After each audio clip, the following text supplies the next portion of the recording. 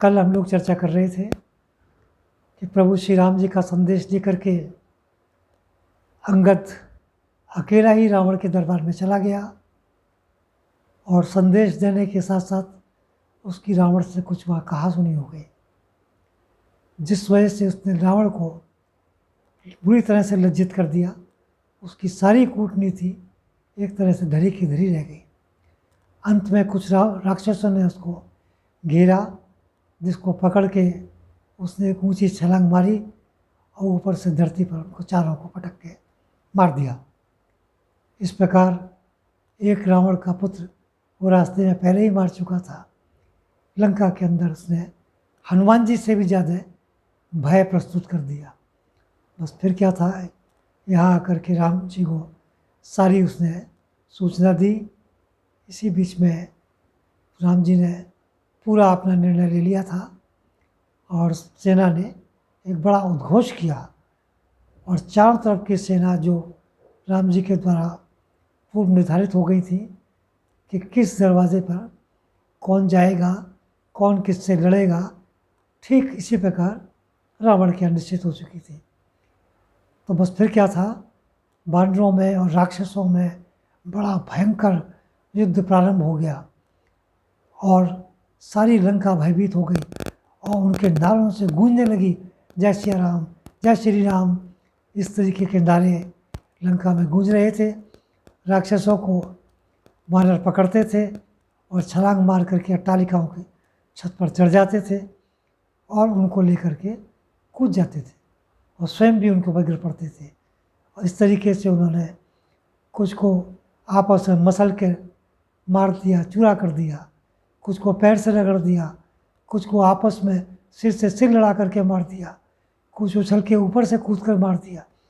इस प्रकार रावण की आधी सेना मारी गई और बड़ा भयंकर उत्पात वहाँ पर हो गया। इसी बीच में अपना इंद्रजीत वहाँ पर आया और उसने आकर के बड़ा भारी युद्ध किया और युद्ध करने के बाद चूँकि उसने वहाँ से कुछ राक्षस को साथ लेकर चला था, उसने अपनी माया प्रकट की। माया प्रकट करने के साथ उसने समस्त वानरों को घायल कर दिया, यहाँ तक कि प्रभु श्री राम जी को भी लहूलुहान कर दिया। लेकिन उसका अंगद से बड़ा भारी युद्ध हुआ, उनको लेकर के वो ऊपर उड़ गया। अंगद ने उसके सारथी, रथ, घोड़े सब मार दिए, लेकिन उसकी माया ने सबको घायल कर दिया। इसी बीच में जब वहाँ पर किसी का कोई सुध ही नहीं ले रहा था, उसने नागपाश का प्रयोग किया तो कोई किसी को कुछ दिखाई नहीं देता था। राम जी बेचैन थे। तो ये ऐसी घटना से इसी बीच में विभीषण जी वहाँ पर आए। उन्होंने देखा कि सारे बड़े बड़े योद्धा सब निर्जीव पड़े हैं, कुछ समझ में नहीं आ रहा कि आखिर हुआ क्या है। लेकिन ये उसकी माया का प्रभाव था।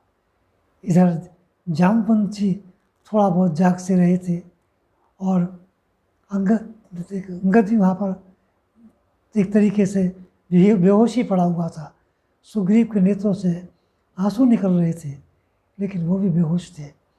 विभीषण ने कहा कि मैं सुग्रीव, तुम होश में आओ, मैंने पहचान लिया है, ये इंद्रजीत की माया का प्रयोग है, घबराने की कोई बात नहीं है और तुम होश में आओ और हमारी जब तक जान में जान है तब तक हम उसको मुकाबला करेंगे।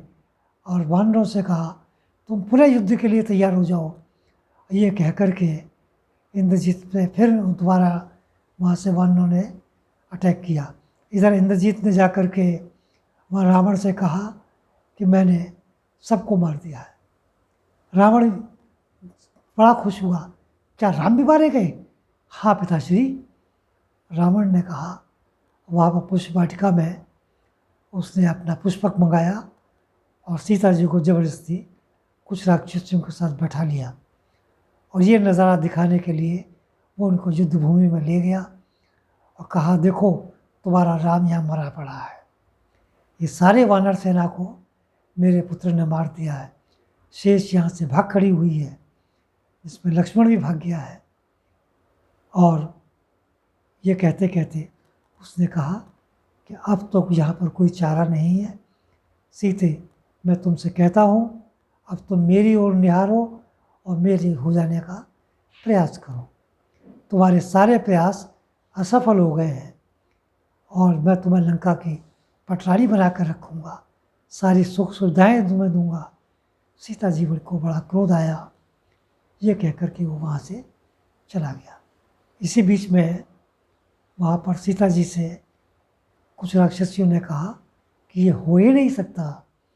सीता, तुमको आशीर्वाद मिला है सौभाग्यवती होने का, प्रभु श्री राम जी को दीर्घायु होने का आशीर्वाद मिला है। ये रावण की माया है, वो तुमको भयभीत करना चाहता है। इसी बीच में राक्षसों में बड़ा शोर हुआ, वानरों में शोर मचा। सीता जी समझ गई कि राम जी अभी मरे नहीं हैं। बस फिर क्या था, उनका उत्साह और बढ़ गया। इसी बीच में रावण वहाँ से चला गया। रावण का जो नाना था माल्यवान, उसने फिर आकर के कहा कि रावण, ये नारायण है, तुम समझो अभी भी तुम इनकी शरण में चले जाओगे, सीता को दे दोगे, ये तुमको क्षमा कर देंगे। इन्होंने स्वयं तुम्हारे पास दूत भेजा था, तुम समझ रहे हो उन्होंने संधि के लिए भेजा था। ऐसा नहीं है, वो दयालु हैं, तुम पर अब भी दया करना चाहते हैं। लेकिन रावण इस बात को नहीं माना। तो इस बार फिर वहाँ से इंद्रजीत गया और इंद्रजीत में और वानरों में फिर घनघोर युद्ध हुआ। और करते करते लक्ष्मण जी और इंद्रजीत में फिर घनघोर युद्ध प्रारंभ हो गया। और ये युद्ध न रात को रुकता था न दिन में रुकता था। लेकिन इंद्रजीत फिर अपनी माया से वहाँ से अदृश्य हो गया। इधर श्री राम जी ने अपनी माया क्या करते, वो तो बेचैन थे, उनकी आंखें खोली और वो रोने लगे, क्योंकि लक्ष्मण जी कुछ नागपाश में बंधे हुए थे। लेकिन इंद्र की इच्छा से गरुड़ वहाँ पर आए और गरुड़ ने देखा कि मेरे प्रभु बंधन में है, तो उन्होंने सबके नागपाश की माया को काट दिया और वो वहाँ से चले गए। बस फिर क्या था, सारे वानर राम जी की कृपा से ऐसे खड़े हो गए जैसे वे नींद से जागे हैं। फिर ज़ोर से शोर मचा और शोर मचने के बाद वानर फिर युद्ध के लिए तैयार हो गए। इधर जब इंद्रजीत लंका में पहुंचा तो उसने रावण से कहा कि मैंने राम को मार दिया है, मैंने लक्ष्मण को मार दिया है, मैंने नागपाश से उनके ऊपर प्रयोग किया है, मैंने कंक पत्र से उनको बांधा है, उनके ऊपर अटैक किया है। तो इस प्रकार जब वो कह रहा था तो रावण ने देखा कि वानरों का बड़ा भारी शोर हो रहा है, तो उसकी समझ नहीं आया। तो फिर उसने देखा कि रावण ने देखा कि जो वानर है वो फिर लंका की ओर युद्ध की इच्छा से चले आ रहे हैं। बस इतना था, रावण समझ गया कि ये कुछ अनहोनी हुई है। उसने इंद्रजीत से कहा कि कहाँ है तुम्हारा नागपाश। जब उसने जाकर के देखा कि वो तो बंधन मुक्त हो गए हैं, बस फिर वो जाकर के गुफा में छुप गया और वहाँ जाकर के अपना यज्ञ करने लगा। तो आज की चर्चा मैं यही समाप्त करता हूँ। इसके आगे की चर्चा मैं आपसे कल करूँगा। और चूँकि ये बड़ा भारी युद्ध है और इस युद्ध को देखने के लिए देवता, ऋषि, मुनि, गंधर्व सब आसमान में आए हुए हैं और ये द्वंद्व युद्ध होगा। और आप देखिए, इस युद्ध के बारे में स्वयं प्रभु श्री राम जी ने कहा है, जो इसको सुनेगा उसको मोक्ष प्राप्त होगा। इसलिए इस युद्ध को ध्यान से सुनिए। और मैं आज की चर्चा को यहीं समाप्त करता हूँ और आपसे अनुरोध करता हूँ कि इसको अधिक से अधिक लोगों में आप शेयर कीजिए और इसको आप सब्सक्राइब कीजिए, ताकि आगे की मैं आपको सब्सक्रिप्शन आपको प्राप्त होता रहे और आपको समय से सूचना मिलती रहे। उसके लिए धन्यवाद।